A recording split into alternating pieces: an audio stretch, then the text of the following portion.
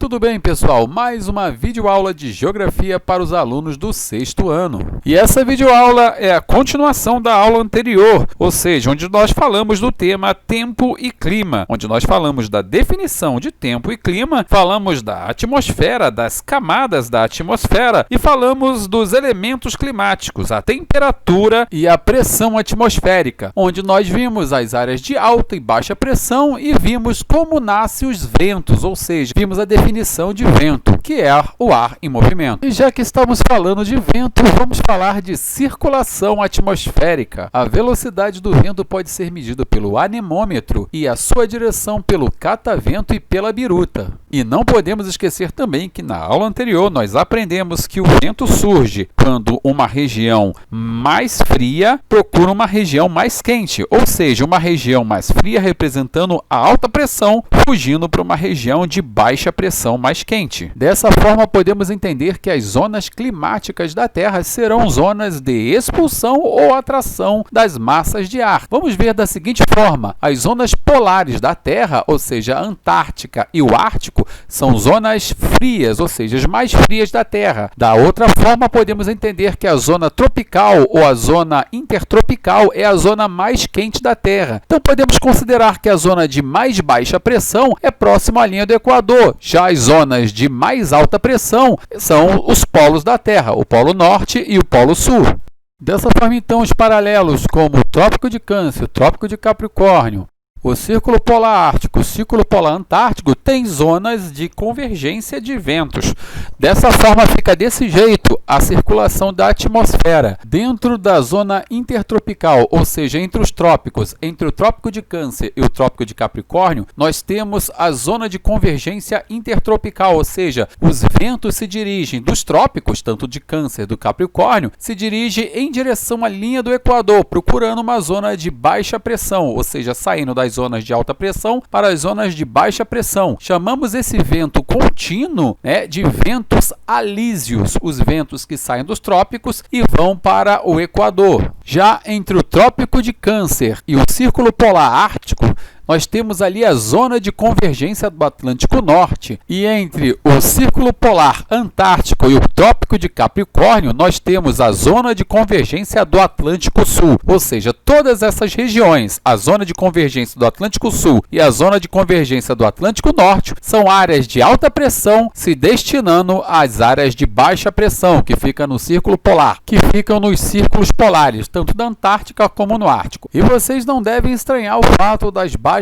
pressões estarem no Círculo Polar Antártico e no Ártico, pois não é o fato de que lá seja quente, mas ele é bem menos frio do que o interior do continente da Antártida, por exemplo, ou seja, nos 90 graus lá para dentro o frio é mais intenso, então ele foge para o Círculo Polar da Antártida. A mesma coisa acontece no Polo Norte. Como o frio é mais intenso próximo aos 90 graus de latitude, ele foge para o Círculo Polar Ártico. Por isso que, mesmo sendo frio, é uma zona de baixa pressão em relação ao centro da Antártida e em relação ao centro do Ártico. Bom, então nós já vimos que os ventos que partem dos trópicos, ou seja, o Trópico de Capricórnio ou do Trópico de Câncer, os ventos que partem do trópico em direção à linha do Equador, que é a zona mais quente, são chamados de ventos alísios. Esses ventos são os ventos constantes, ventos alísios, beleza?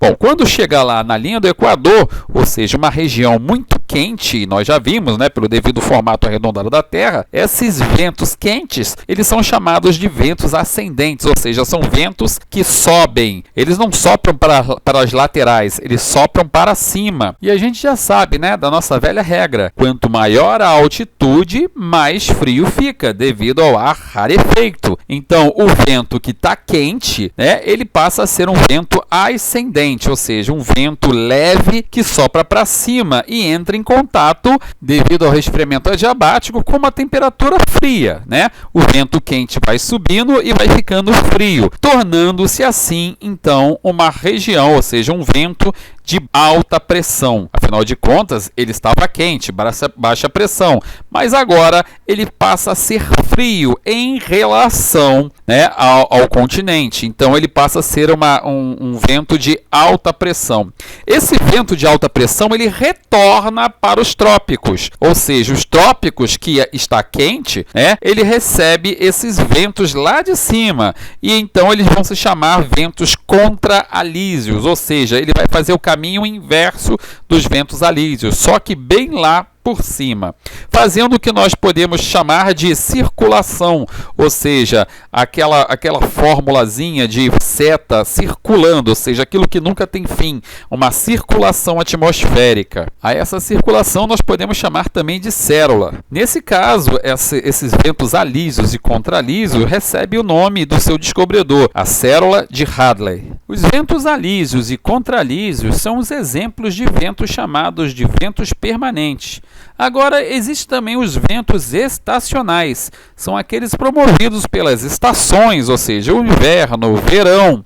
São a brisa marítima, a brisa terrestre, são ventos que são periódicos, ventos sazonais. Um exemplo, por exemplo, de um vento desse é as monções.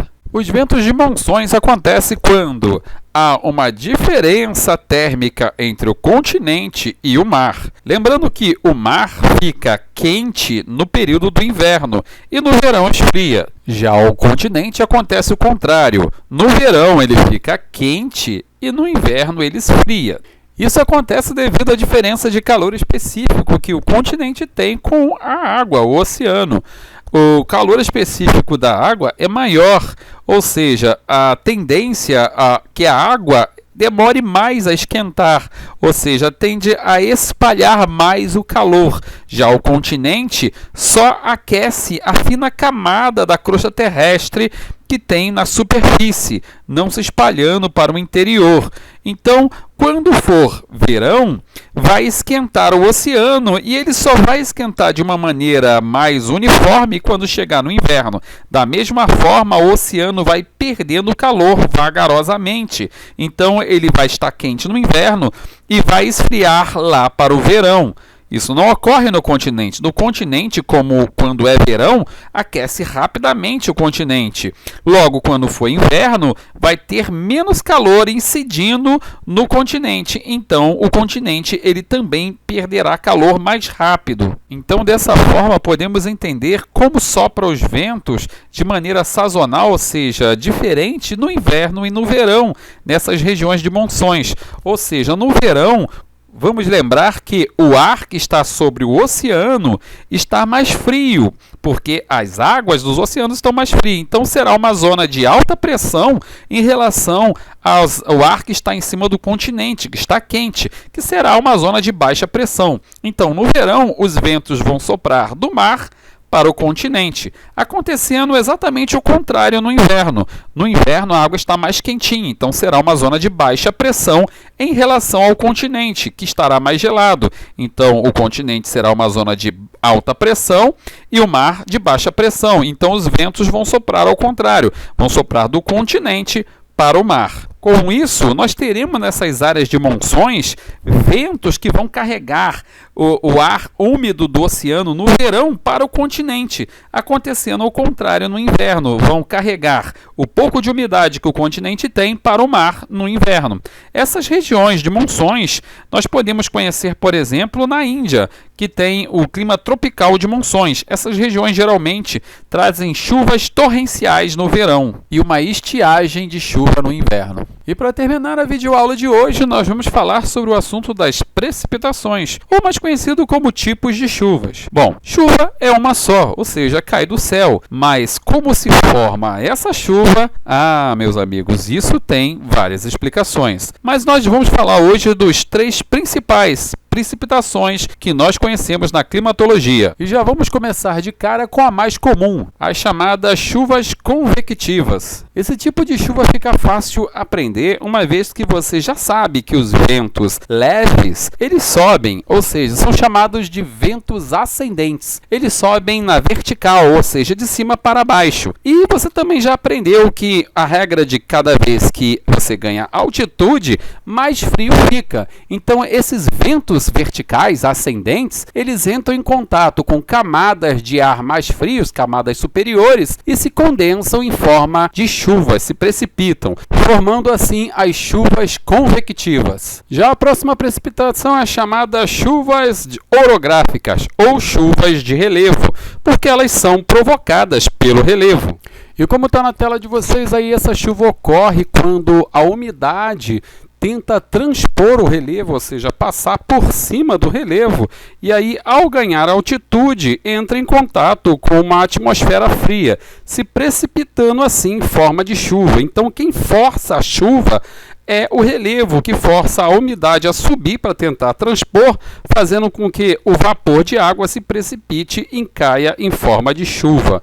Bom, dá para entender então que a barlavento, ou seja, antes da transposição da nuvem, ou seja, da nuvem passar por cima do relevo, a barlavento, nós temos chuvas à vontade. Só que a sotavento, ou seja, do outro lado da montanha, passa muito pouca umidade, ou seja, fica um ar seco, um vento, um ar sem umidade. Então, há um grande problema de seca do outro lado desse terreno. É o que acontece, por exemplo, no sertão nordestino. Existe o Planalto da Borborema, e esse Planalto da Borborema atrapalha a umidade da zona da mata, ou seja, da zona costeira do Nordeste, a ultrapassar essa umidade e passar para o lado do sertão, chovendo bastante da zona da mata e pouco no sertão nordestino. E a última classificação das chuvas é a chamada chuvas frontais. Ela acontece quando duas massas de ar, uma fria e outra quente, se chocam. Uma delas tem que estar úmida, tá ok, pessoal? A massa de ar fria, ela geralmente está mais úmida. Entretanto, se a massa de ar quente estiver úmida também e se chocar com a massa de ar fria, mesmo que seca, acontecerá as chuvas frontais. Repara aí na figura de vocês que quando o ar frio chega em uma zona que está quente, ou seja, numa frente quente, ele entra por baixo, ou seja, ele chega trazendo todo o frio, né? Uma massa de ar fria chega trazendo todo o frio. Por que essa massa de ar fria ela chega por baixo? Porque o ar é mais pesado, então o ar frio vai ficar por baixo. Então, isso é chamado de frente fria. Quando a frente fria chega, ela não só traz o frio aqui no Rio de Janeiro, por exemplo, mas também traz a chuva, porque é a chamada chuva de frente fria. Quando isso acontece, porque quando o ar frio e o ar quente se chocam, se tiver umidade, acontece da mesma forma quando você está tomando banho quente no seu banheiro, aquele vapor de água bate no ladrilho e aquele vapor acaba se condensando, ou seja, bate numa superfície mais fria, muda de estado, do estado gasoso para o líquido. Isso acontece também no espelho. Quando você bafeja, a umidade da sua boca, ela acaba condensando nos cristais do espelho, porque o espelho está mais frio. Vocês entenderam? Da mesma forma, na chamada zona de instabilidade, acontece o choque do frio com o quente, ou seja, da massa de ar fria com a massa de ar quente, vai pegar essa umidade, vai condensar e transformar na chuva de frente fria, conhecida como chuvas frontais. E essa segunda parte da videoaula do clima e do tempo acaba por aqui. Na próxima aula nós teremos o desfecho com o terceiro vídeo, onde falaremos dos fatores climáticos, como a altitude, a latitude, e falaremos também dos climas no mundo. Um grande abraço e fiquem com Deus.